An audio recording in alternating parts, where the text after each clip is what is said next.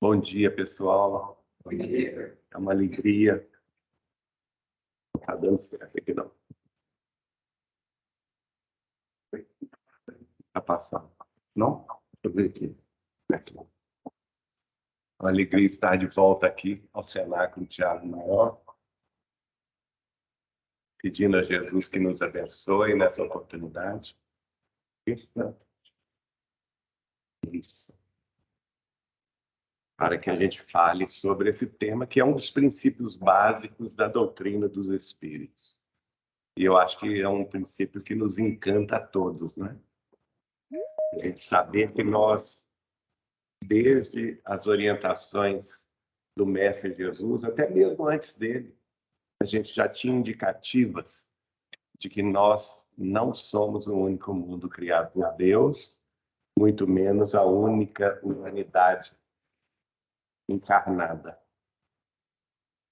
A gente tem que se maravilhar aí diante do universo. Toda noite, Deus nos dá essa oportunidade de contemplar os céus, principalmente as noites claras, né? Sem nuvens, de preferência sem lua cheia também, que a gente tem condição de verificar a grandeza do universo conhecido que nos rodeia. A ciência já está estudando isso a fundo. E quanto mais passa o tempo, mais a gente entende a maravilha e a extensão ilimitada do universo. Esse conhecimento, como eu disse, é um conhecimento antigo. Já nos Vedas da civilização indo-ariana ou indo-védica, aqueles que vieram degredados de capela já falavam e já cantavam a realidade da pluralidade dos mundos habitados. No século VI a.C., vamos ver Zoroastro, que fundou uma religião na região da Pérsia, na civilização persa, ensinando a pluralidade dos mundos habitados. O zoroastrismo é uma religião também chamada de madaísmo ou de parzismo, baseada ela no monoteísmo, teve início na Pérsia por volta do século VI a.C., através do profeta Zaratustra, também chamado pelos gregos como Zoroastro. E ele já indicava, 6 séculos antes de Cristo, a questão da pluralidade dos mundos habitados.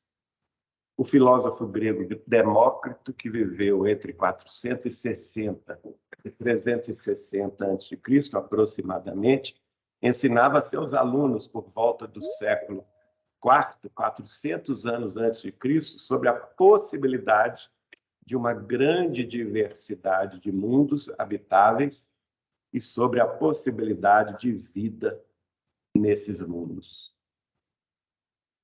Também Aristóteles, entre 384 a.C. e 322 a.C., foi outro que discutiu o tema da pluralidade dos mundos habitados, mantendo acirrados debates com escolas que negavam o fato. Para os pitagóricos, aqueles que seguiram o pensamento de Pitágoras, todos os corpos celestes seriam habitados. E é nos druidas dos séculos II e I a.C., nós temos muitas ligações, né, com os druidas, lembrando que o nosso codificador Allan Kardec, nesta ocasião, envergava a personalidade de um sacerdote druida, com o nome Allan Kardec, inclusive, e é um povo originado da corrente indo-europeia, que habitava extensas áreas da Europa pré-romana, especialmente nas Gálias, onde hoje é a França, e na Bretanha. E os druidas eram sacerdotes do povo celta, dos celtíberos e dos celta-bretões também. E um dos postulados orais, uma vez que eles não escreviam os seus conhecimentos, um dos postulados que era passado de geração em geração era justamente a pluralidade dos mundos habitados, tendo em vista, inclusive, que os seus monumentos eles sempre estavam voltados para os céus. Aqueles monumentos monolíticos, né, de pedras, sempre tinham uma ligação com o cosmos. Mas é claro que nosso Senhor Jesus Cristo, quase 2000 anos atrás, em registro anotado por seu apóstolo querido, João Evangelista, vai dizer: há muitas moradas na casa de meu Pai. Se assim não fora, eu vou-lo teria dito. Então, há muitas moradas na casa do Pai. Ainda, logo a seguir, vamos ver a escola neoplatônica, não é? Sabendo que Platão, discípulo de Sócrates, também uma das encarnações de Allan Kardec, já defendia essa tese. E a escola neoplatônica, que foi por volta de 100 a.C. até 161 depois de Cristo, teve entre dois de seus seguidores, Lucrécio, 99 a.C. a 55 a.C., e Cláudio Ptolomeu, nos anos 83 a 161 depois de Cristo, afirmavam que todo o universo visível não seria único. Já um conceito até mais avançado, o conceito do multiverso. Estratos filosóficos posteriores nós vamos ver em diversas obras, tratando sobre o tema da pluralidade dos mundos habitados. Vamos ver em Plutarco, em Cyrano de Bergerac, em Fontenelle, em Huygens, em Voltaire, em Emanuel Swedenborg, aquele célebre médium sueco que antecedeu em um século quase a codificação kardeciana. Vamos ver também nos trabalhos de Charles Bonnet, de Lambert, de Sir Humphrey, de David Young, de De Fontaine e de Ponsard. Mas é com Allan Kardec, o professor Rivail e os seus seguidores que esse conceito atinge a sua maturidade. Um dos seguidores de Allan Kardec era o célebre astrônomo francês Camille Flammarion, que viveu no século XIX, escreveu várias obras sobre o tema. Claro que são ensaios, são obras que não necessariamente são a verdade, no sentido das descrições que ele faz dos outros mundos, né? São apenas ensaios ou também romances, mas ele vai escrever, por exemplo, um livro chamado A Pluralidade dos Mundos Habitados, com esse tema. Ele vai escrever o livro mais famoso dele, que é Urânia, em que ele viaja pelo universo, mostrando-nos diversos mundos habitados, dentro da sua imaginação. Claro, é uma obra de ficção, mas é uma obra que veio sedimentar, principalmente no movimento espírita, um dos princípios básicos que a doutrina dos espíritos nos legou, que é a pluralidade dos mundos habitados. Um dos 14 princípios básicos que o professor Leon Denisard Rivail nos deixou. E por isso mesmo, nós espíritas temos que, por obrigação, estudar o caso, né? Eu até me impressiono de ver determinados, ou que se dizem espíritas, falarem contra um dos princípios da doutrina, né? E rejeitarem essa ideia. Porque não faz o menor sentido se a pessoa... Vejam bem, nós estamos falando aí de milhares de anos de estudos que vão se acumulando para chegar na maturidade espiritual da humanidade terrestre no século XIX, com Allan Kardec, e no século XX, com Chico Xavier, para que a gente pudesse entender amplamente esse conceito e abraçá-lo. Então, não há justificativa alguma para que um espírita negue este fato. Ao negá-lo, ele está negando a própria codificação de Allan Kardec. Vamos ver como que Allan Kardec é claro sobre isso. No Livro dos Espíritos, ele, você sabe muito bem, é a primeira obra filosófica do Espiritismo, e todas as questões humanas, tudo aquilo que era anseio, era pergunta, era questão, era dúvida, Allan Kardec enfeixou neste livro, permitindo que os espíritos superiores o respondessem. E ele estabeleceu, inclusive, uma técnica de verificação das respostas por diversos médiuns, em diversos países, através de diversos espíritos, que é a concordância universal do ensino dos espíritos, mas essa concordância não é o único aspecto do método científico feito por Kardec para receber as orientações dos espíritos superiores, porque haveria também outros, como, por exemplo, a idoneidade do médium, né? A fonte, reconhece-se a árvore pelos frutos, né? Então, tudo isso ele levou em consideração. E lá nessa pergunta de número 55 do Livro dos Espíritos, ele perguntou: todos os globos que circulam no espaço são habitados? A resposta é clara: sim. E o homem da Terra está longe de ser, como supões, o primeiro em inteligência, em bondade e em perfeição. Entretanto, há homens que se julgam muito fortes e pretendem que só este pequeno globo tenha o privilégio de abrigar seres racionais. Orgulho e vaidade. Acreditam que Deus criou o universo só para eles. Chega até a ser infantil, né?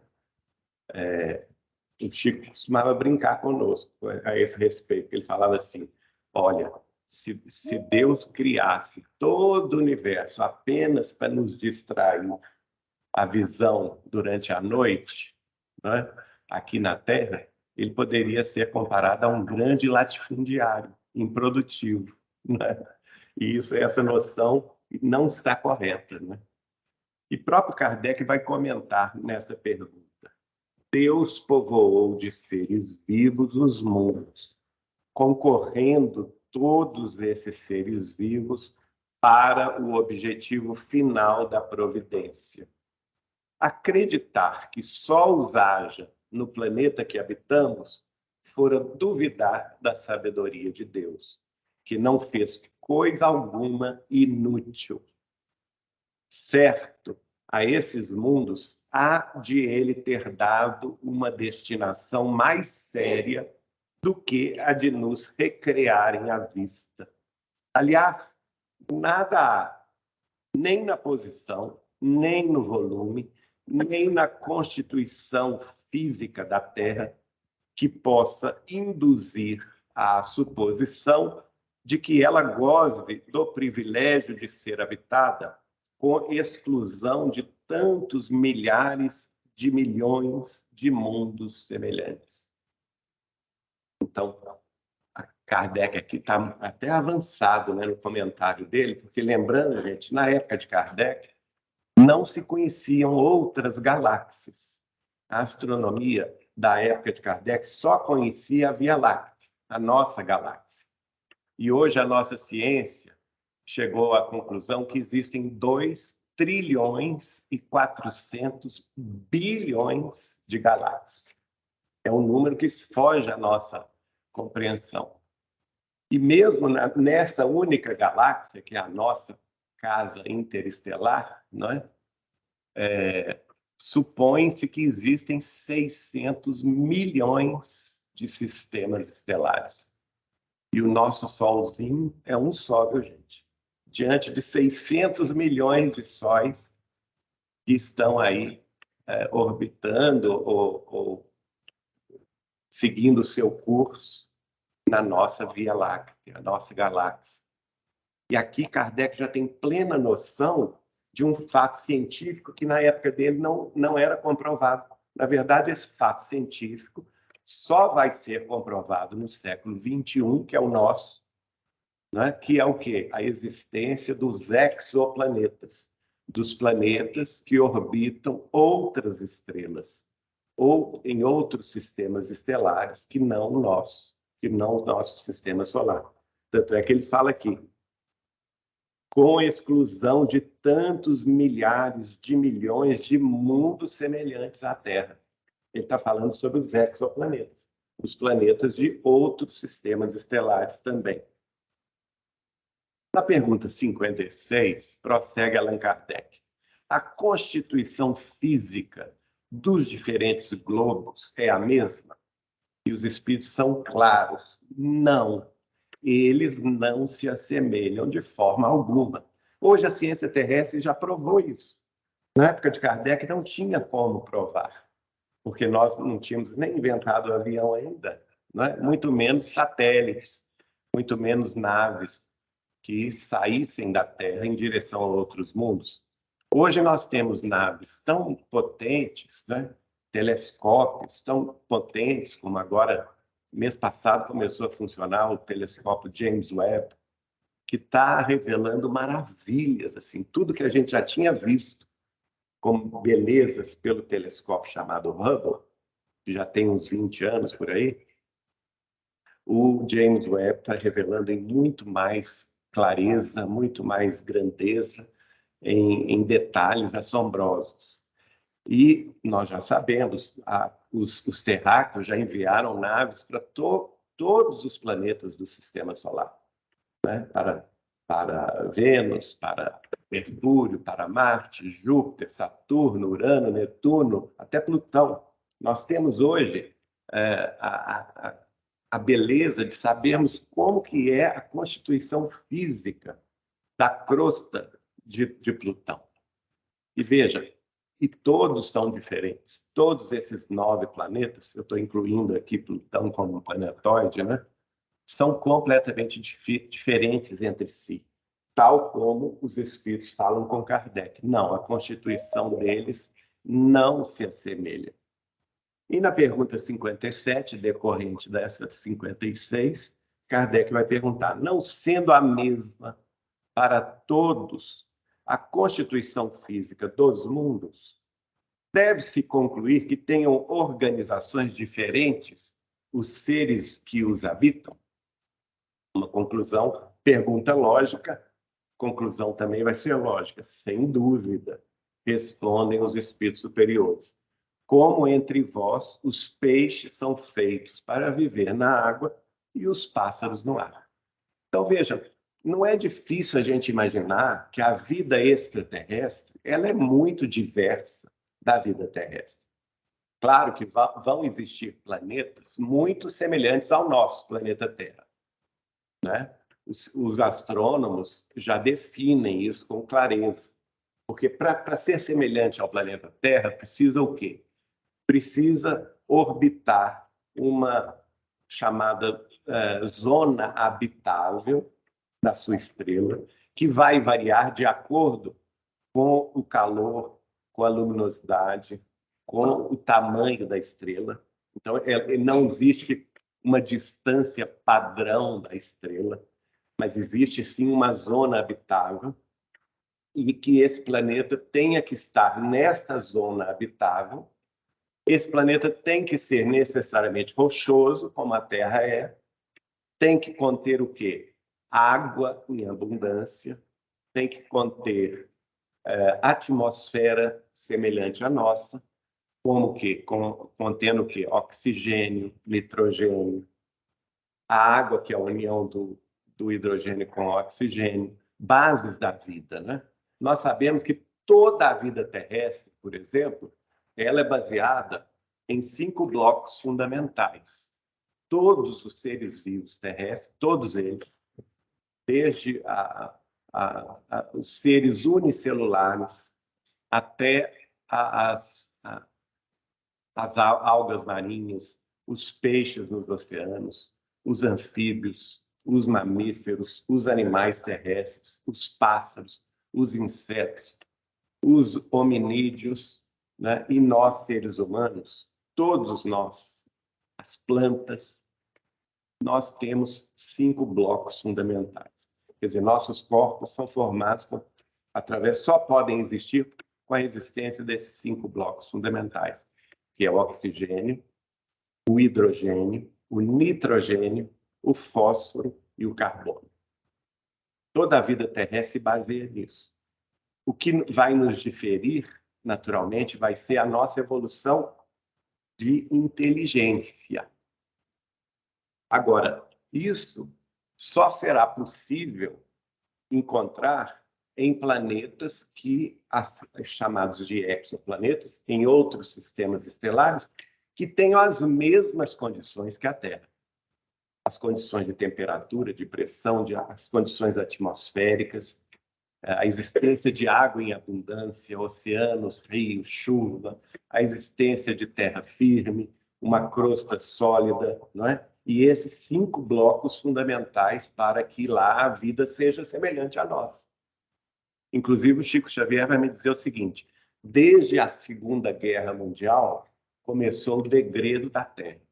Os espíritos que estão sendo degradados da Terra, ou expulsos da Terra, porque não estão se afinizando com a paz, com a fraternidade, com a verdade, com a justiça, não é?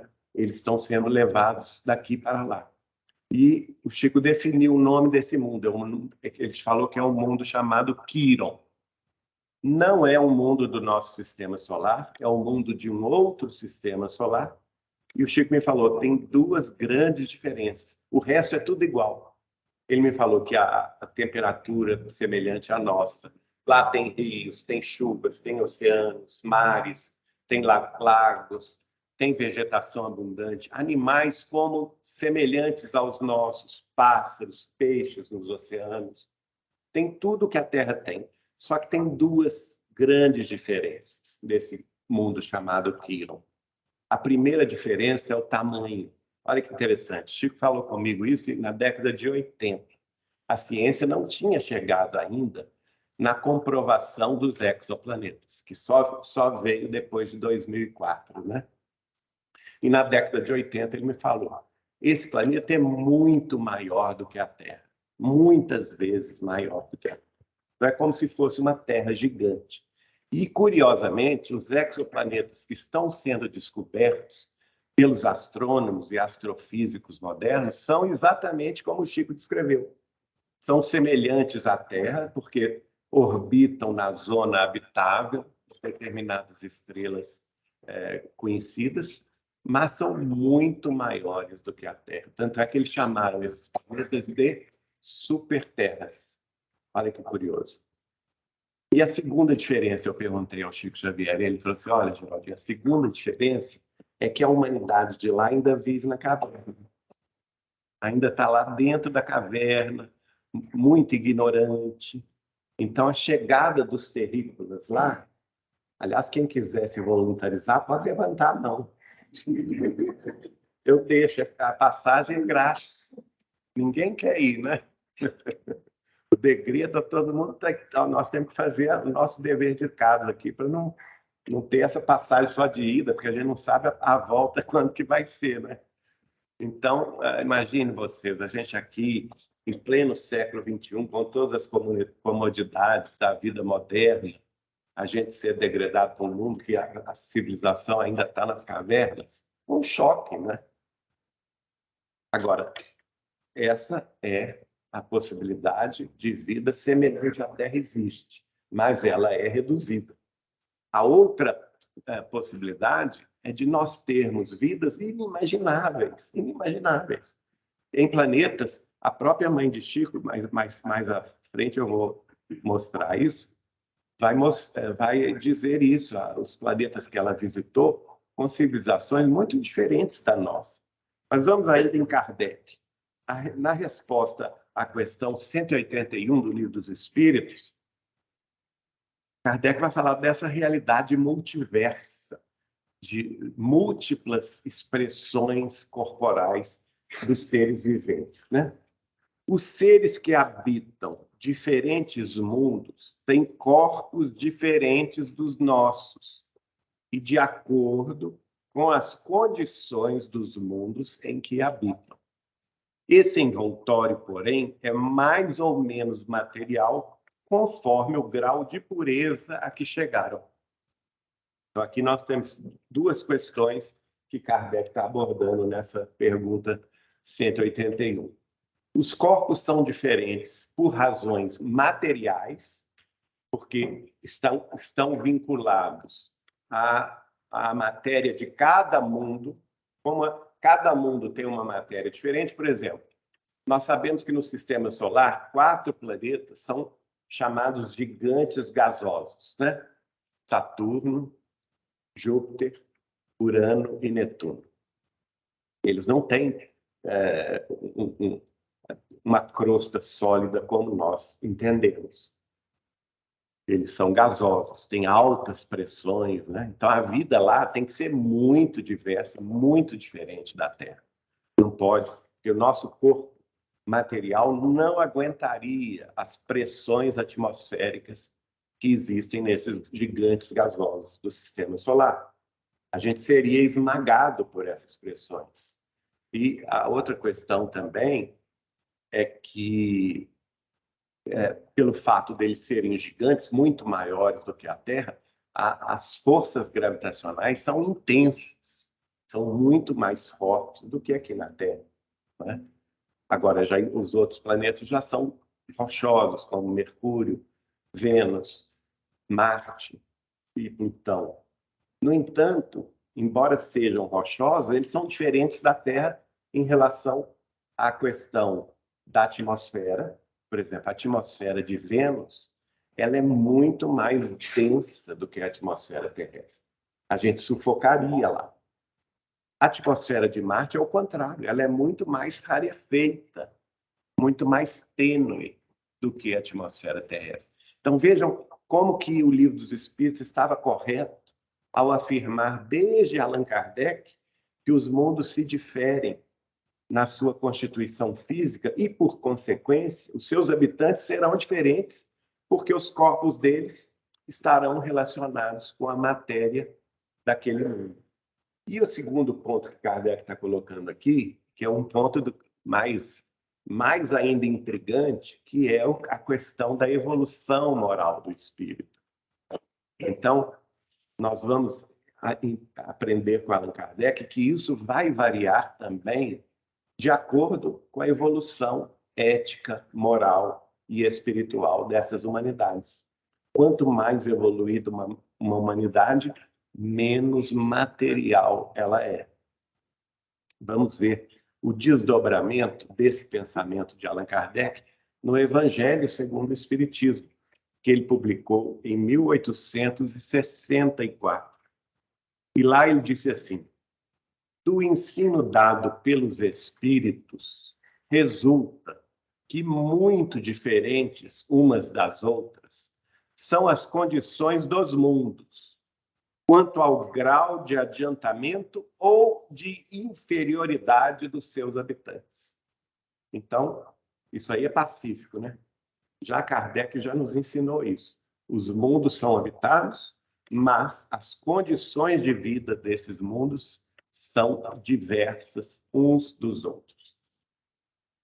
E prossegue. Entre os mundos, há os que os habitantes são ainda inferiores aos da Terra. Meu Deus do céu! Então, quer dizer que tem pior que nós? Então, veja bem, não vamos reclamar, minha gente. Não vamos reclamar. Vamos agradecer a Deus a terrinha que Ele nos deu para a evolução, porque pode piorar, né? Então, ninguém está querendo ir para Quiron, a não ser que tenha voluntário, assim, muito evoluído, mais do que Chico Xavier, para querer ir, né? Mas veja, tem mundos mais inferiores do que a Terra. O Chico dizia o seguinte: gente, há mundos que até para respirar é difícil. As humanidades, elas precisam de aparelhos, né, para purificar a atmosfera. Eles vivem praticamente encarcerados nesses aparelhos. A gente não quer... Olha o dia, belíssimo dia, embora mais frio, né? Mas um dia ensolarado, fresco, que nós temos com ar puro, não é? Então, há os que são inferiores à Terra, física e moralmente. Existe um livro de Dr. Bezerra de Menezes, quem já leu? A História de um Sonho, escrito por Dr. Bezerra de Menezes. Ninguém leu, só ouviu falar. Eu fiz uma palestra sobre o livro e eu fiquei encantado, porque ele confirma o que o Chico me falou, mas isso é outra história. Dr. Bezerra, ainda encarnado, gente, escreveu um livro de um desdobramento sucessivo que ele teve lá no Rio de Janeiro. Ele morava no Rio, já era casado, já tinha família, já era espírita. E ele saía do corpo, encontrava-se com o seu guia espiritual. Quem sabe o nome do guia espiritual, Dr. Bezerra? Ele próprio revela. Bartolomeu dos Mártires é o guia espiritual de Dr. Bezerra. Ele se encontra com o guia espiritual e o guia espiritual o leva para o espaço e para o planeta Vênus, para ele recordar a vida que ele tivera em Vênus. E ele descreve a vida que ele teve em Vênus, ele recorda, e ele nos mostra que a vida em Vênus é pior do que a Terra. A vida em Vênus é pior do que a Terra. Ele descreve uma humanidade muito mais bruta. Inclusive, ele foi príncipe lá em Vênus. Ele conta isso.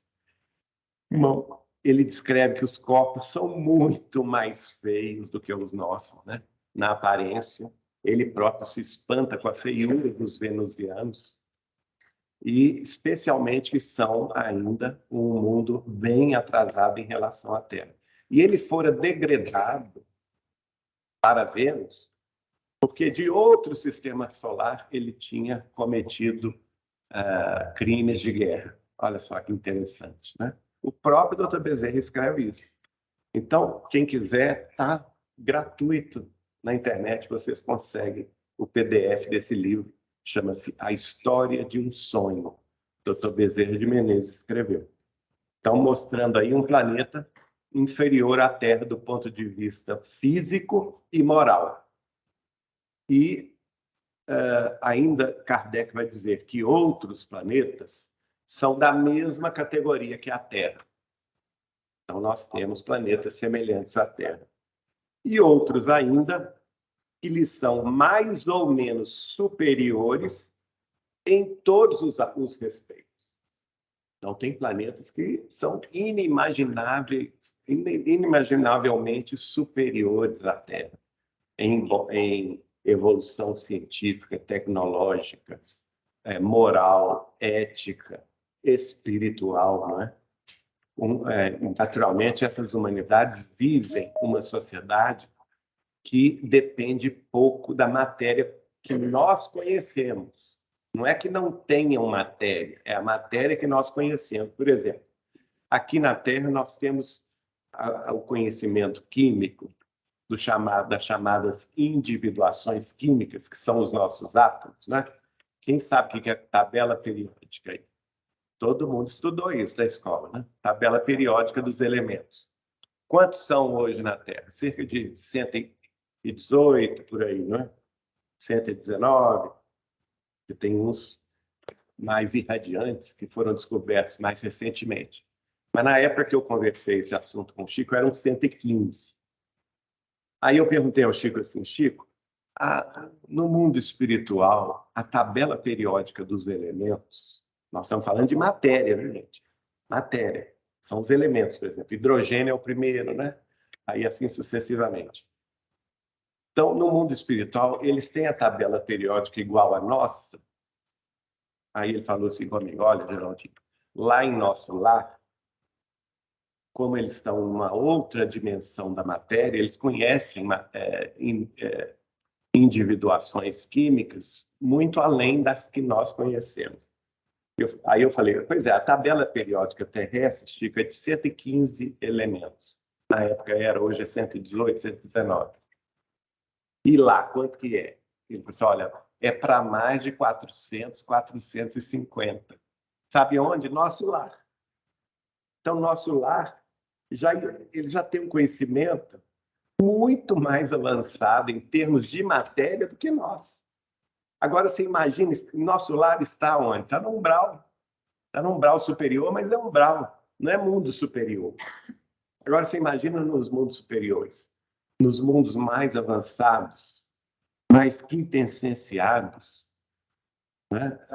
Não há limite para o conhecimento dos espíritos. E Kardec termina essa parte dizendo: nos mundos inferiores, a existência é toda material. Opa, significa que nós estamos mais por aí, né?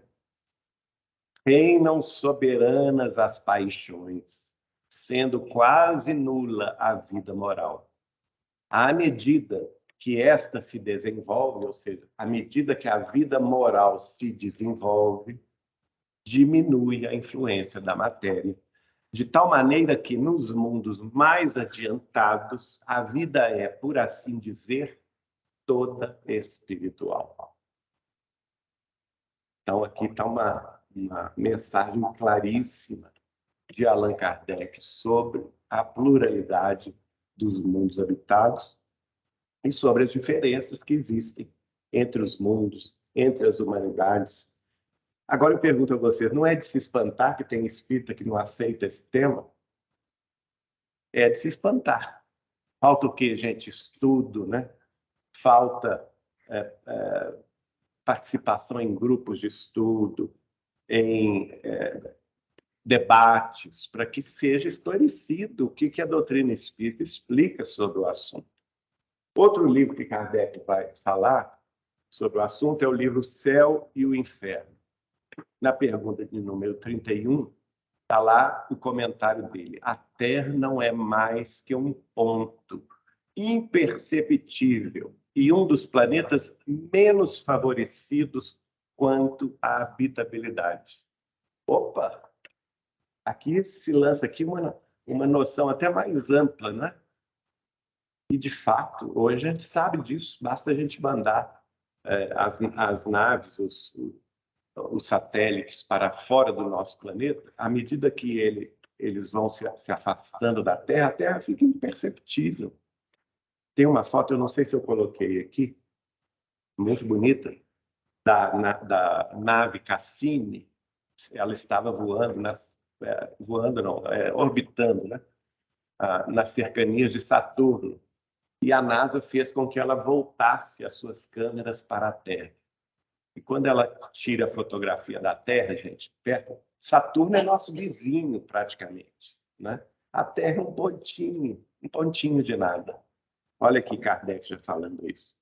E na pergunta de número 40, ele esclarece: ante este quadro grandioso que povoa o universo, que dá a todas as coisas da criação um fim e uma razão de ser, quanto é pequena e mesquinha a doutrina que circunscreve a humanidade a um ponto imperceptível do espaço. Realmente, né, gente? É descrer da magnificência de Deus. Quem acredita que a vida só existe na Terra. É descrer de Deus. Deus faria tudo que está a nosso redor no universo sem fim só para nos divertir os olhos? Chega a ser ridícula essa posição. Mas é na obra de Chico Xavier que nós vamos ver um desenvolvimento muito grande da obra de Kardec nesse ponto. O Chico vai receber de diversos espíritos notícia sobre a pluralidade dos mundos habitados. Diversos dos seus livros fazem referência a outros mundos habitados. Esse slide já está superado. Está falando que o Chico tinha 497 livros. Hoje já são 539. Né? O homem, mesmo depois de morto, continua, né? Continua nos dando livros. É interessantíssimo isso. Eu fiz um cálculo lá na casa de Chico Xavier, de Pedro Leopoldo. Quando ele desencarnou, nós calculamos, verificando editora a editora, chegou-se então ao número de 439 livros. 439 livros, quando ele desencarnou. em junho, exatamente 20 anos atrás, né? Junho de 2002. Ele deixou na Terra 439. Hoje nós temos 539, 100 livros a mais de psicografias inéditas que ele havia deixado aqui na Terra. Então, veja, se isso não é uma prova da continuidade, né, da vida imortal, porque aí eu fui fazer o cálculo. Nesses 20 anos, produzindo 100 livros, nesses 20 anos, dá 5 livros por ano. Quase a mesma média de quando ele estava encarnado. A média de quando ele estava encarnado era 5,5 livros por ano. Então, é a prova mesmo que o Chico não é desse mundo, né? Mesmo depois de morto, continua nos dando maravilhas. Então, esses são os livros que vão tratar sobre a pluralidade dos mundos habitados. O primeiro deles, claro, da mãe dele, o primeiro livro que ele recebeu, Cartas de uma Morta, mas tem outros também. Tem A Caminho da Luz, de Emmanuel, O Consolador, de Emmanuel, Renúncia, de Emmanuel, Justiça Divina, de Emmanuel, Evolução em Dois Mundos, de André Luiz, e uma entrevista que eu e a doutora Marlene Nobre colocamos no livro Não Será em 2012, e que hoje está no livro 2019, O Ápice da Transição Planetária. Uma entrevista em que Emmanuel, através do Chico, responde questões de uma comissão de 49 espíritas da cidade de Curitiba, e que foram a Pedro Leopoldo em 1957 entrevistar o médico, e ele respondeu em nome de Emmanuel. Essa entrevista foi publicada num jornal local de Curitiba, um jornal espírita, depois reproduzida nos anais da Legião da Boa Vontade, e lá em Brasília, esses anais, existem inclusive o áudio do Chico respondendo, né? Mas vamos aos livros dele. Carta de uma Morta foi o primeiro que ele recebeu, embora foi o segundo a ser publicado, porque ele só foi publicado em 1935. Era da mãe dele, Dona Maria de São João de Deus. E o guia espiritual dela vai escrever: há mundos de todas as espécies. Olha bem como que está em sintonia a obra de Chico Xavier com a obra de Allan Kardec. Há mundos de todas as espécies, diversificados em sua natureza. Mundos de dor, de ventura, de aprendizado, de luta, de regeneração. Todas essas distantes pátrias que os vossos telescópios localizam, dentro da noite imensa, não poderiam estar vazias e abandonadas. Não se compreende uma cidade edificada, rica de monumentos e obras, sem habitantes e sem vida. Os planetas que rolam no infinito constituem a família universal, por excelência. Cada um deles comporta uma humanidade. Uma irmã, uma humanidade irmã de todas as outras que vibram na imensidade. Isso é o guia espiritual da mãe de Chico Xavier explicando para ela, não é?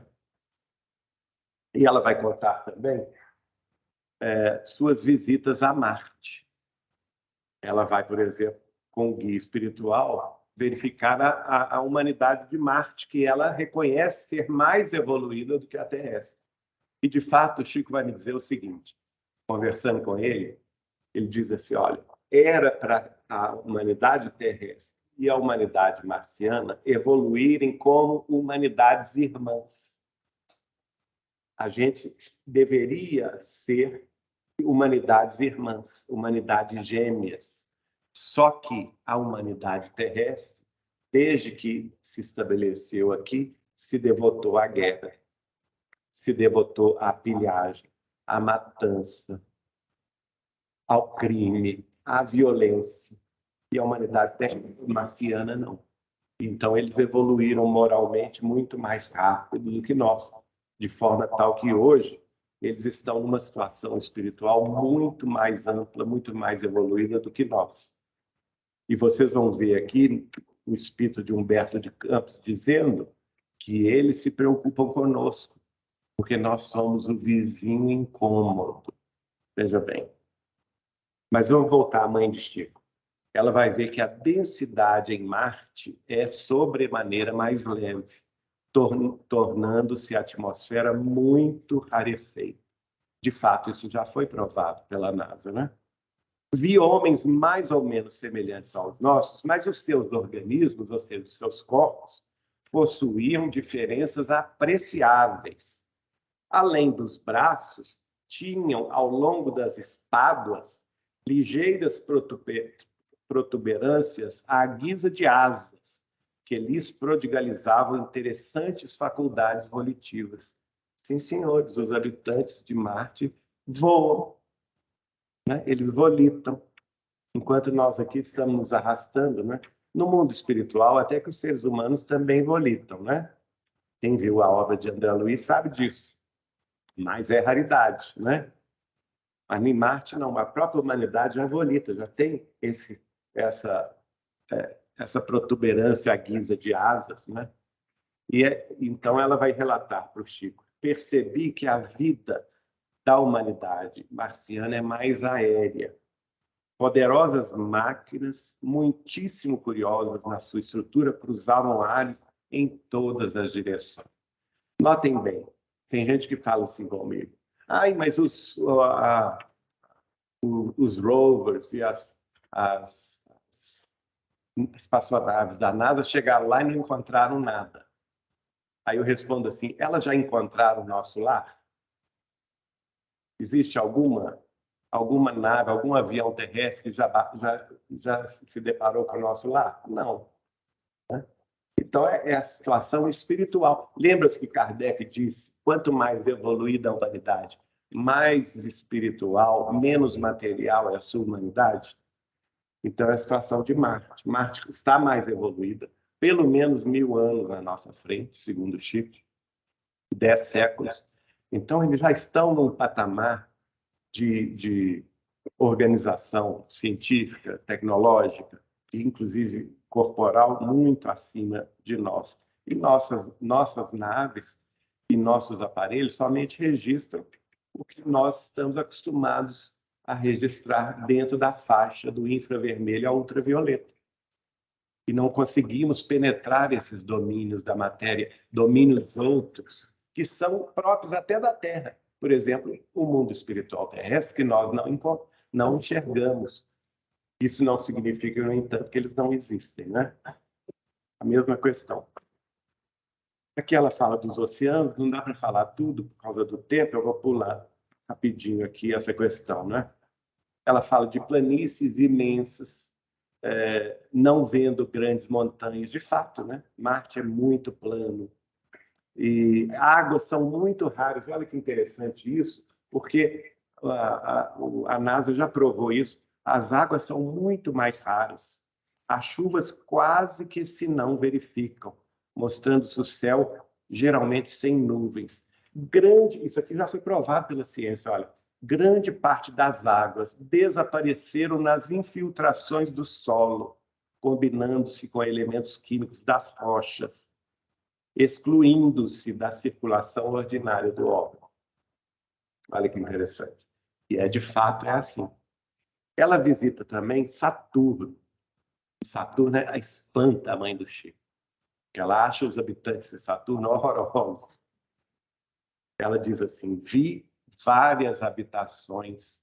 Agora, Saturno é muito mais evoluído que Marte, né? Saturno é um dos mundos felizes próximos da Terra.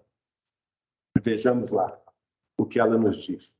Vi várias habitações de estilo gracioso, onde predominavam grandes colunatas artisticamente dispostas, decoradas com uma substância para mim desconhecida. Olha aí, a matéria desconhecida, né? Que mudava de cor em lindíssimas nuances aos reflexos da luz solar. Contemplando o espaço muito acima de nós, vi grandes massas multicores que tomei por variadas nuvens. E, ao mesmo tempo, notei que seres estranhos, evolucionavam nos ares em gráceis movimentos, apesar de me parecerem bizarros. Então, vejam, os saturninos são, para nós, bizarros, não são nada semelhantes aos humanoides terrestres, né? Ela vai falar que são bizarros. Nada tinham de comum com os tipos da humanidade terrena. Vejam que os marcianos ainda tinham a aparência humanoide, embora eles fossem alados, né? Mas os saturninos não. Eles nada têm de comum nos seus corpos de apresentação física aos nossos corpos terrenos. E aqui ela fala, com suas membranas à guisa de asas, tão estranhas para mim, as quais lhes facultavam o poder de volitar à vontade. Então, eles também têm essa condição de volição. Agora, sobre eles, ela vai dizer, essas criaturas são altamente dotadas de sabedoria, sensibilidade e inteligência. Seus sentidos e percepções são muito superiores aos dos homens terrenos, e a preocupação máxima da sua existência é a intensificação do seu poder intelectual. Então, é um mundo feliz, um mundo que já superou todas as questões da humanidade terrena, e eles se devotam, então, à sabedoria, à conquista de sabedoria, à sensibilidade, inclusive mediúnica, viu, gente? Porque em determinado ponto, eu acho que eu não pus esse slide aí, mas tem um determinado ponto da obra que ela fala assim, as crianças de Saturno, com 6 meses de idade, podem se comunicar com todos os habitantes do sistema solar pela força do pensamento. Então, veja bem, com 6 meses, as crianças de Saturno são Chico Xavier. 6 meses de idade, pequenos chiquinhos, né? Se comunicam com todo mundo. Imagine que beleza que fosse, já pensou se o mundo todo fosse de Chico Xavier? Que maravilha, né? Aí mostra o quê? A elevação desse mundo. Agora vai explicar por quê que eles chegaram nesse ponto evolutivo. Ela diz assim, souberam eles dominar todos os elementos da natureza e aplicar sabiamente as suas leis. Com as suas adaptações e continuados estudos, fizeram de Saturno uma das regiões privilegiadas do universo, onde as almas desejosas de perfeição e beleza estacionam, preparando-se para um glorioso futuro. Puxa vida, então ainda tem coisa melhor do que Saturno. Tem Júpiter. Júpiter é um planeta perfeito aqui na nossa vizinhança, acima de Saturno. Então, provavelmente, os saturninos almejam elevar-se, por exemplo, à condição espiritual de poderem encarnar em Júpiter, de poderem viver em Júpiter, não é? Mas, mesmo assim, para nós já está bom demais, né? Se um dia a gente tiver condição de dar uma passadinha lá em Saturno, já está bom demais. O Chico vai me contar a visita que ele fez a Saturno, mas eu ponho o slide mais adiante. Maria de São João de Deus, a mãe de Chico, também vai relatar neste livro a visita que ela faz a um outro sistema solar, diferente do nosso, nas proximidades do nosso, que ela descreve que é um sistema estelar trino, 3 estrelas. E é muito curioso, porque ela vai descrever os sóis, são 3 sóis. Naturalmente, quando o sistema... aliás, a maioria dos sistemas estelares, né, espalhados pela nossa galáxia, espalhados pelo universo, são sistemas estelares binários e até mesmo trinos. São raros os sistemas estelares como o nosso sistema, que tem uma estrela só. A maioria deles são sistemas binários, com 2 estrelas. Então, os planetas orbitam as 2 estrelas, nesse caso aqui, as 3 estrelas. E ela vai relatar que um deles tem a coloração semelhante à do Sol, um outro com uma coloração azulada e um outro com a coloração roseada. E ela chega e pisa no solo de um dos planetas que orbita esse sistema trino. Curiosamente, em 2004, o Hubble captou, nas proximidades do sistema solar, um sistema estelar semelhante, não sei se é esse, mas pela descrição dos astrônomos da NASA, é exatamente o sistema estelar trino, que tem essas 3 estrelas com a mesma coloração definida pela mãe de Chico, neste livro de 1935. Veja bem como que a ciência vai depois confirmando o que veio pelas mãos de Chico Xavier. Em 1937, veja que a obra do Chico, de 2 em 2 anos, ela nos falava sobre o assunto. Parecia até que ele estava nos preparando, né? Primeiro 35, depois 37. O livro é de Humberto de Campos, Crônicas de Além Túmulo. Então, aí as capas desse livro. Numa das mensagens, ele diz assim: há uma providência, faltou acento, desculpem, há uma providência misericordiosa acompanhando os surtos evolutivos da Terra. O homem compreenderá, então, a necessidade de um imperativo de paz, solidário com o progresso espiritual dos outros mundos. Veja bem, nós precisamos aqui na Terra de estar em paz para entrar no rol dos planetas regenerados, que, se Deus quiser, vai acontecer ainda neste século XXI, né? Mas, para isso, a gente precisa estar em paz aqui na Terra. Para quê, gente? Para a gente ter sintonia com esses mundos mais evoluídos que nos vizinham.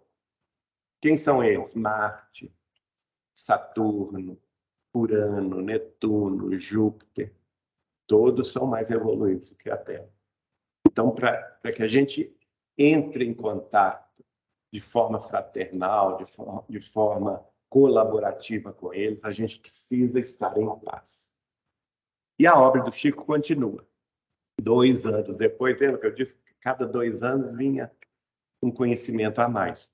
Emmanuel escreve A Caminho da Luz. Na realidade, ele escreveu em 37, mas foi publicado no início de 39.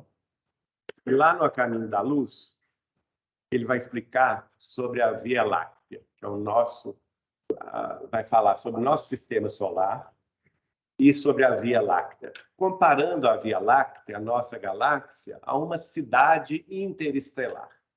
Para a gente compreender, é como se fosse uma Belo Horizonte, não é? Com todas as suas cidades vizinhas, Contagem, Betim, Pedro Leopoldo, a grande Belo Horizonte, com seus bairros mais distantes, com o bairro central, não é? Aí ele vai comparar o sistema solar como um prédio. Então, o nosso Sol, com os planetas que se lhe seguem, é um prédio, mas não é um prédio assim do centro da cidade, nem da Savassi, nem da bairro de Lourdes, nem coisa. Não, é um prédio pequeno de periferia. Daí a gente vai ver a nossa condição em relação ao a nossa Via Láctea. Ele diz assim: tomando o Sol e os mundos nossos vizinhos como apartamentos de um edifício, então a Terra nós sabemos que é o 3º andar, né? É o 3º planeta que orbita o Sol. O primeiro é Mercúrio, o segundo é Vênus, o terceiro é a Terra. Depois é Marte. Marte já está no 4º andar. Por isso que Marte se incomoda conosco, porque a gente é um vizinho chato, um vizinho que faz barulho de madrugada, que solta bomba um no outro, né? Já viu o irmão brigando? Um bate na porta do outro, chuta a canela do outro, grita. Marido briga com a mulher, grita, e assim sucessivamente. Nós somos esse andar barulhento, chato, incômodo. E Marte, que vem logo a seguida, se incomoda conosco.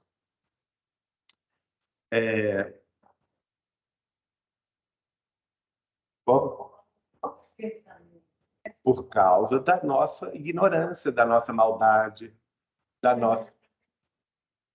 Sim, sim. Nós vamos ver isso daqui a pouco.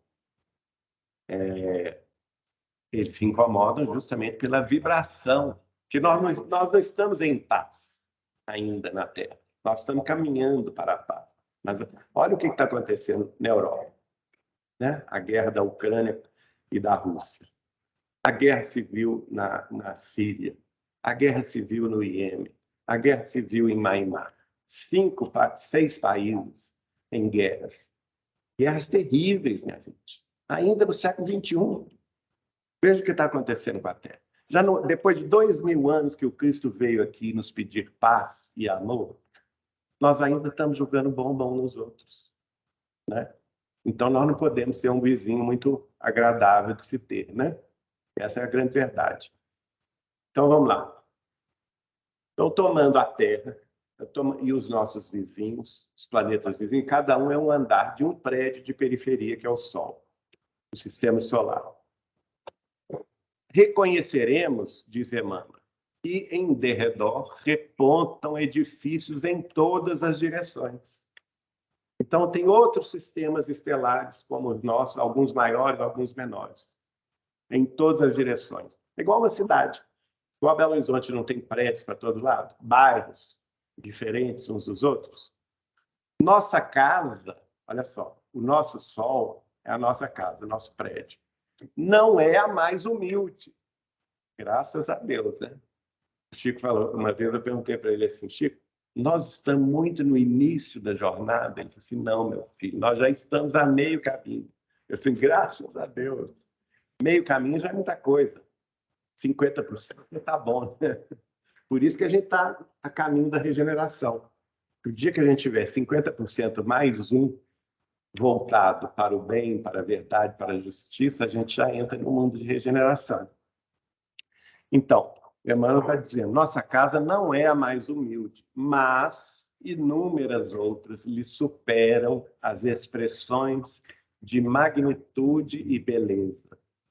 Além da nossa edificação, salientam-se palácios e arranha-céus, como Betelgeuse, Arcturus, Antares e muitas outras residências senhoriais, imponentes e belas, exibindo uma glória perante a qual todos os nossos valores se apagariam. Então, tem sentido o orgulho terrestre? Tem sentido a vaidade terrestre? Nenhum. Tem sentido algum. Esses mundos, que são nossos até vizinhos, né? Esses sistemas estelares, todas as nossas conquistas humanas se apagariam diante deles, diante da magnificência, da beleza do que eles já alcançaram. Em nossa cidade interestelar, surpreendemos milhões de lares. Olha aí, Emmanuel afirmando, milhões de planetas habitados, nas mais diversas dimensões e feitios. Olha aí a concordância com a obra de Kardec, né? Nas mais diversas dimensões, tamanhos e feitios, nos quais, então, cada planeta tem sua destinação. A vida e a experiência enxameiam vitoriosas. Então, é inquestionável que esses mundos são habitados.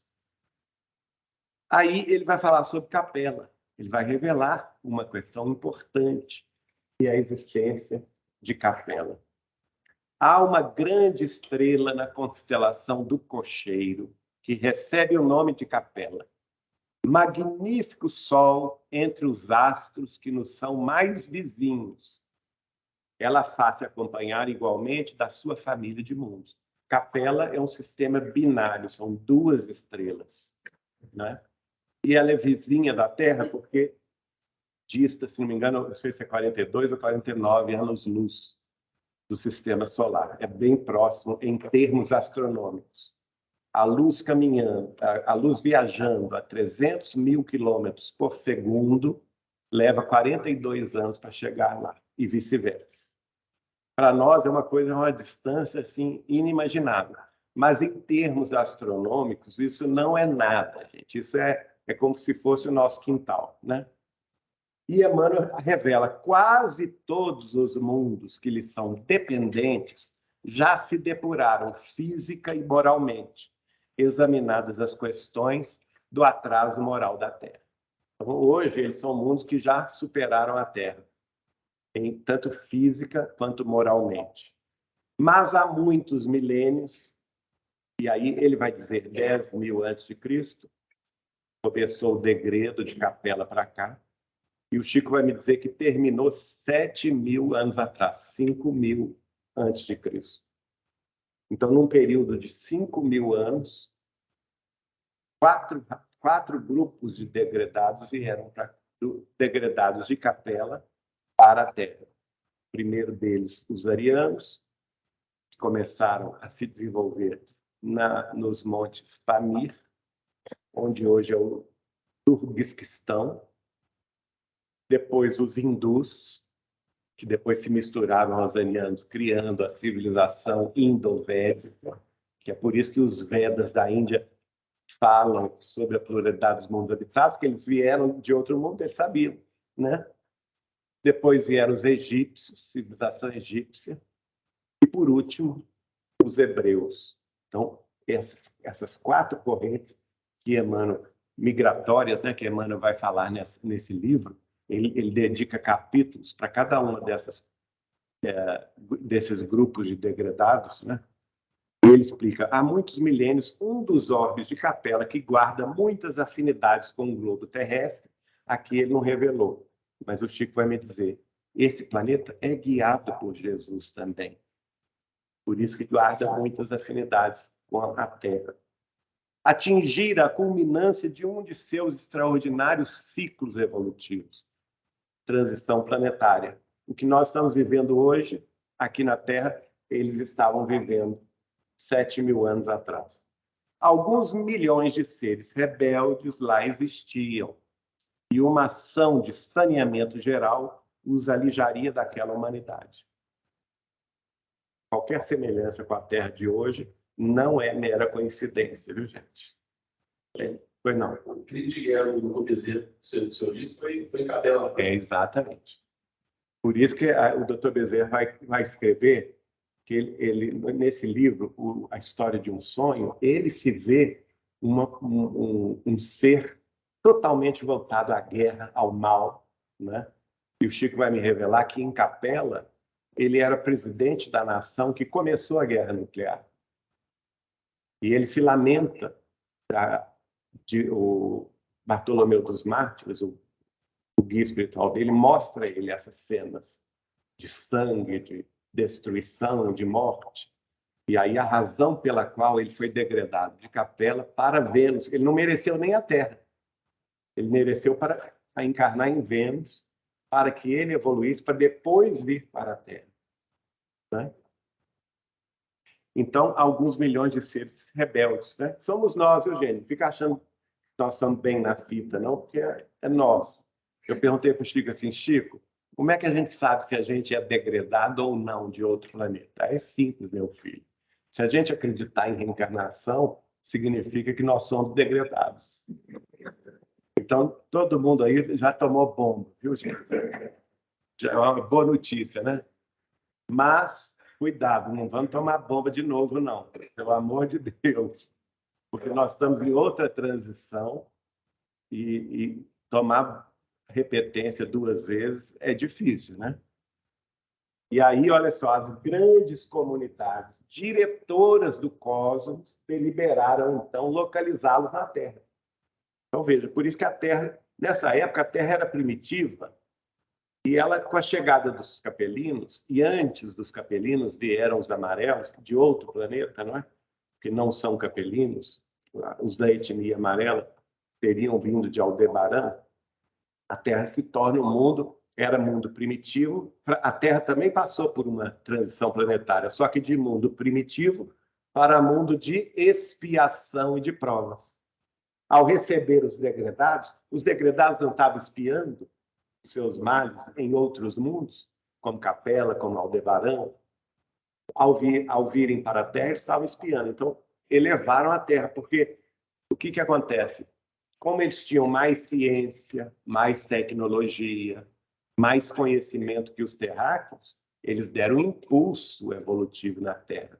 Foi a partir da chegada deles que nós criamos a agricultura, que nós criamos o comércio, que nós criamos as relações entre, as relações entre os povos, que nós nos imiscuímos, né?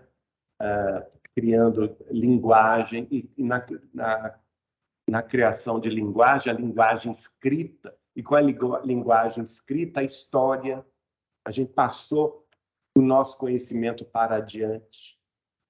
Então, a gente usou a nossa inteligência para perpetuar a espécie, para melhorar a espécie, e isso é próprio do quê?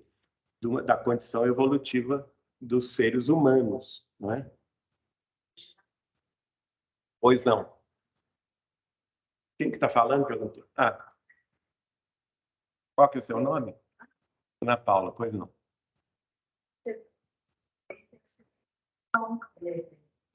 Já está aqui um degredo da quilombo. Sim. Lá, essas pessoas que estão sendo degredadas, talvez elas são mais envolvidas, porque lá também está havendo quilombo, uma chance de revolução. Já. Só que existe um tempo também, gente, de adaptação. Quem conheceu aqui, dona Igorina Cunha, sobrinha de Eurípides Barçanufo, ela já desencarnou, mas foi grande amiga nossa, grande amiga do Chico, em Sacramento. Ela é sobrinha direta do Eurípides Barçanufo.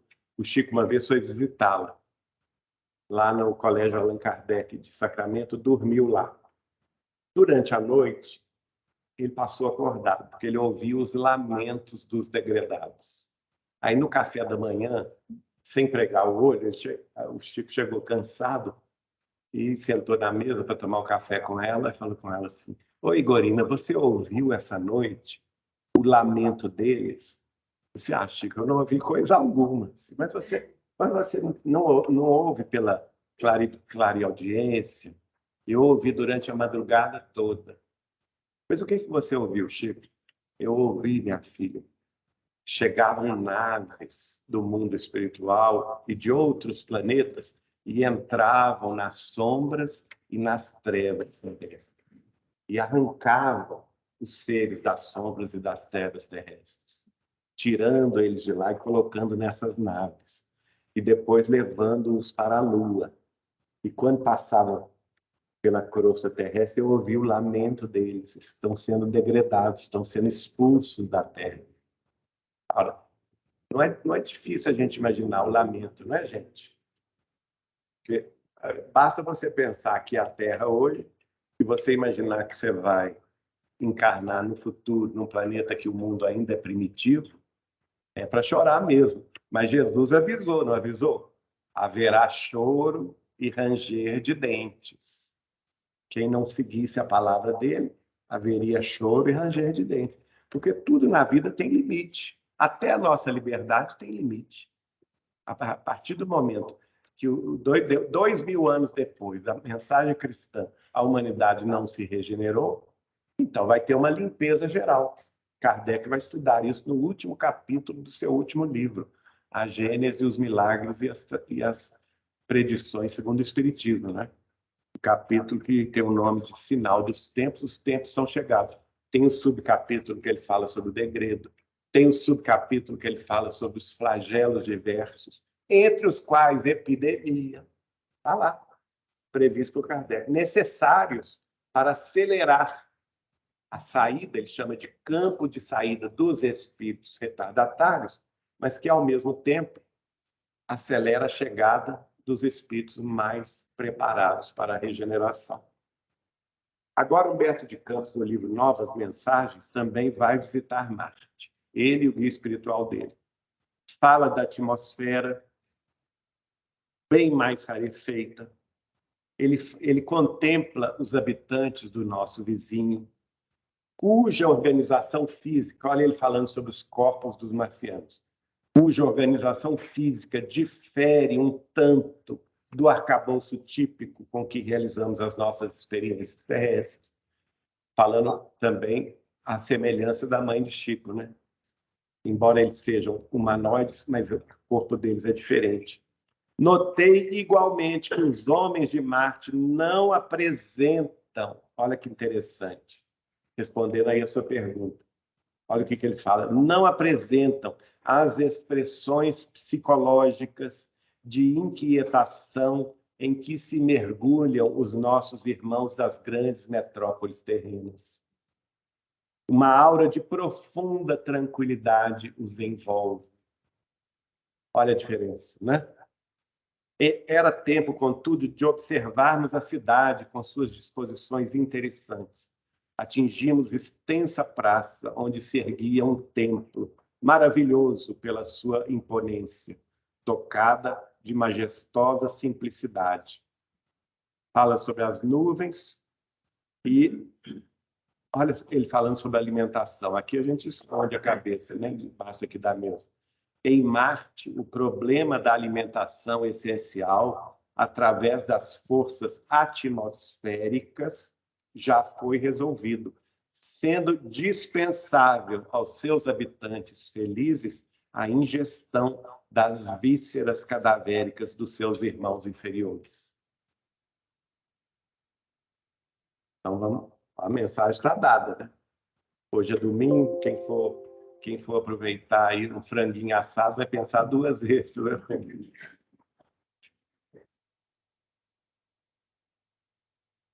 Então, eles já resolveram o problema da alimentação.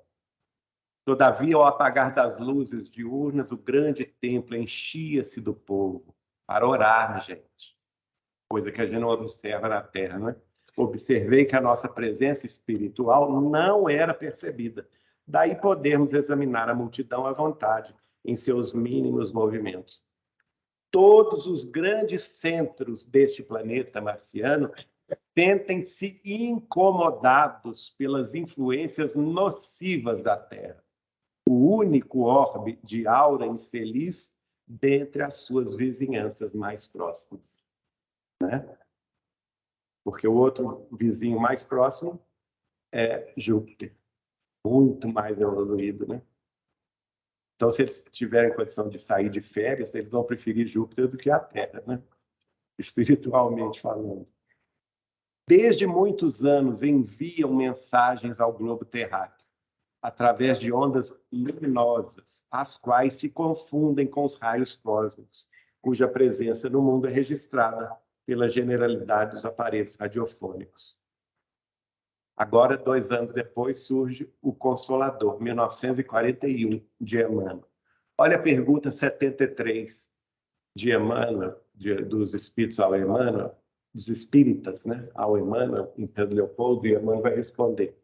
A humanidade terrestre é idêntica à de outros orbes? Perguntaram. E a resposta é claríssima, em sintonia com a obra de Kardec. Nas expressões físicas, semelhante analogia é impossível, em face das leis substanciais que regem a cada plano evolutivo. Mas procuremos entender, por humanidade, a família espiritual de todas as criaturas que povoam o universo. E examinada a questão sob esse prisma, veremos a comunidade terrestre identificada com a coletividade universal. Renúncia, 1947. Emmanuel vai falar sobre o sistema estelar de Sírius, que é a estrela mais, uma delas, né? É o sistema trino. Aliás, em 1947, ele revela que Sírius é um sistema trino. Na época, a astronomia, e até o início do século XXI, também achava que era achava que era um sistema binário, como Capela. Somente nos últimos anos, que pelos cálculos gravitacionais, de influências gravitacionais, se chegou à conclusão que há que ter uma terceira estrela que nós não visualizamos da Terra, nem os nossos telescópios, que está atrás da estrela Sirius A, que é a maior delas, né? E para equilibrar esse sistema. E lá no prefácio de Renúncia, ou no primeiro capítulo, não estou me lembrando, ele diz: Eis Sírius, a portentosa esfera inconfundível em magnificência e grandeza. É a estrela mais brilhante da nossa Via Láctea. O brilho dela é realmente impressionante. É a mais brilhante. E aí, meu computador saiu do ar. Agora não tem como passar. Aliás, o seu aqui saiu, caiu. Aí acabou a bateria, eu acho. Tem que pôr energia. Então, eu vou continuar dizendo o seguinte. Aí ele vai dizer que essa civilização é extremamente elevada. É um planeta perfeito, né? De onde vai sair um de seus habitantes, no romance Renúncia, que é, pode dizer, que é Alcione. Né? E Alcione vai abdicar. Por isso que o nome do livro, do romance de Emmanuel, chama-se Renúncia. Ela vai abdicar de toda a sua grandeza espiritual, habitando esse planeta em Sírios, renunciando a Sírios para encarnar na Terra. E o seu guia espiritual fala com ela, mas escuta, você pode ajudar os seus parentes, que os parentes dela, que Alcione, minha gente, é a reencarnação do mesmo espírito cujo nome era Célia Lúcius, no romance 50 anos depois. Célia Lúcius, ela evoluiu já no primeiro século do cristianismo, ela evoluiu e se liberou espiritualmente da Terra, não é? Mas os seus parentes, o pai, a mãe, a irmã, o amado, que era Ciro, né, ficaram na Terra. E aí ela programa essa vinda dela, essa encarnação dela no século XVII, para tentar ajudar a evolução da família. E o guia espiritual dela fala com ela, olha, mas ao tomar a matéria terrestre, você estará sujeita a quedas pelas influências nocivas da Terra. E mesmo assim, ela quis enfrentar essa descida, né, espiritual para dar um impulso aos seus familiares e amados. E, de fato, ela consegue dar esse impulso, né? Os mesmos personagens dos 50 anos depois estão reencarnados no Renúncia. Quem quiser conhecê-los, nós colocamos a tabela das reencarnações, que está no livro Deus, está no livro Sementeira de Luz, de Neio Lúcio, e está também no livro Colheita do Bem, de Neio Lúcio. E aí, então, Emmanuel vai nos mostrar o quanto esse planeta se interessa, por exemplo, na influenciação da beleza, da música e da ciência terrestre. Os seus habitantes, de lá, também esse planeta é guiado por Jesus. Jesus é o governador espiritual, o governador do planeta Sírios, que é um planeta perfeito. Então, vejam bem, Jesus governa 5 planetas. Um planeta perfeito, que orbita o sistema trino de Sírios, um planeta regenerado, que orbita o sistema binário de Capela, um planeta que nós conhecemos muito bem, que é a Terra, que orbita o sistema solar, não é? O Sol, que é um planeta de expiações e de provas ainda, mas está em transição para ser regenerado. Um planeta primitivo, que é o Quiron, que eu já contei a vocês o caso. E o Chico vai me dizer que ele está hoje formando ainda um 5º planeta para ele dirigir no futuro. Um planeta onde não há vida ainda, ele está ainda nas revoluções telúricas da sua formação. Foi? Foi. Olha só. O espetáculo maravilhoso de suas perspectivas, diz Emmanuel sobre Sírios, excedia a tudo que pudesse caracterizar a beleza no sentido humano. 3 sóis, veja bem, Emmanuel faz uma revelação que antecipa a ciência terrestre em quase 70 anos. 3 sóis rutilantes despejavam no solo redondo oceanos de luz mirífica em cambiâncias inéditas, como lampadários celestes acesos para endênico festim de gênios imortais. seres alados, outra questão, né? Lá os seres têm asas. Iam e vinham, obedecendo a objetivos santificados, num trabalho de natureza superior, inacessível à compreensão dos terrícolas. Penetramos num templo de majestosas proporções, dominados por pensamentos intraduzíveis.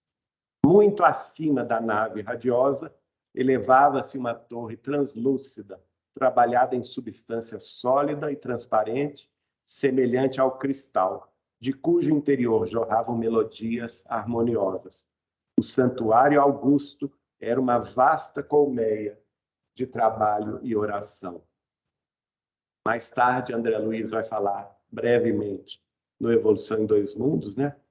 No fluido cósmico universal operam as inteligências gloriosas, como a do Cristo, que formam impérios estelares, e no seio dessas formações assombrosas se estruturam a matéria, o tempo e o espaço, oferecendo campos gigantescos ao progresso dos seres.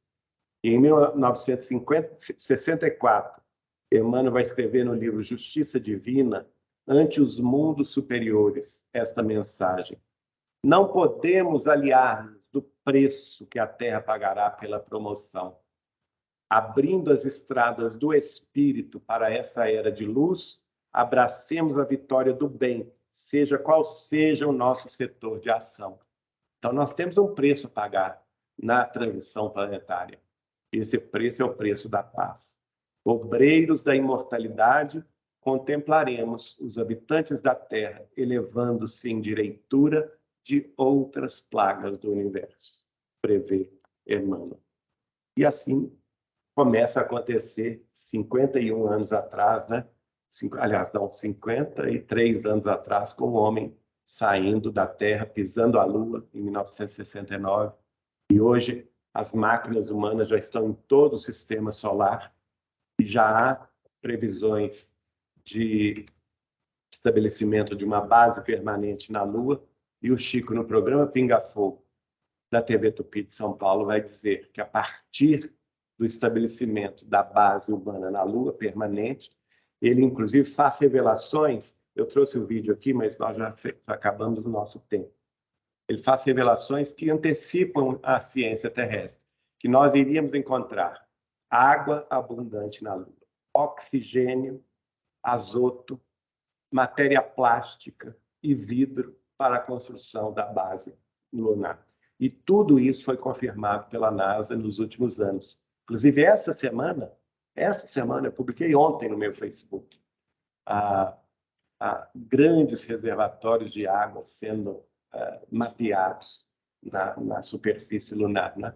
E lá no programa Pinga Fogo ele vai dizer, a partir da Lua, nós vamos entrar em contato com civilizações extraterrestres.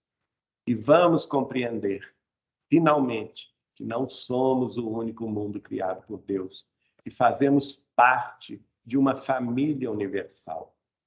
Né? E isso é que nós todos somos convidados a meditar na data de hoje e a compreender que nós temos um papel a desempenhar, cada um de nós, nessa transição planetária, contribuindo para a paz, para o amor, para a fraternidade, para a solidariedade, para a justiça, para que o mundo terrestre, nos próximos anos, e principalmente de hoje até 2057, quando nesse mesmo programa o Chico afirma, que Emmanuel afirma que a Terra será um mundo regenerado. Então, gente, é pouco tempo que nós temos. Nós vamos ingressar no rol dos planetas regenerados ainda em meados deste século XXI. Mas para isso acontecer, ele mesmo disse, é preciso que uma grande gama de transformações que ocorrerão no planeta para o concurso e o aceleramento desse processo de mudanças. E cabe a cada um de nós essa escolha, porque nós estamos diante de dois paradigmas. O paradigma materialista, que é o paradigma do mundo de expiações e de provas, em que vale apenas a matéria, vale apenas o levar vantagem acima de tudo, não é? E o outro paradigma, que é o paradigma do futuro, do mundo regenerado de amanhã, que é o paradigma da espiritualidade, onde tanto a filosofia quanto a ciência e a religião se darão as mãos, unidas, para compreender a sabedoria maior dos mundos mais avançados e dos seres mais evoluídos que nós, para que eles possam colaborar conosco nessa transição planetária. Agradeço a vocês, fiquem com Deus, que Jesus nos abençoe.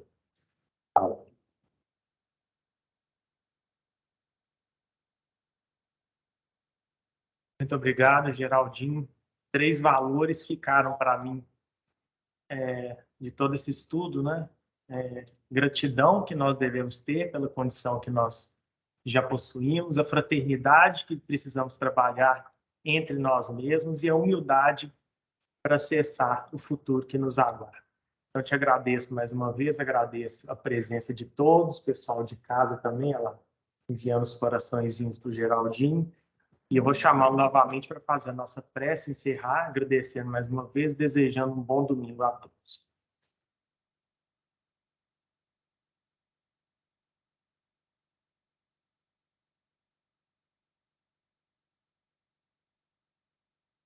Então, vamos elevar o nosso pensamento a Deus, nosso Pai, que é todo poder e toda bondade, a Jesus, nosso divino amigo e instrutor maior, luz de nossos caminhos, caminhos de verdade e vida que nos aguardam mais além.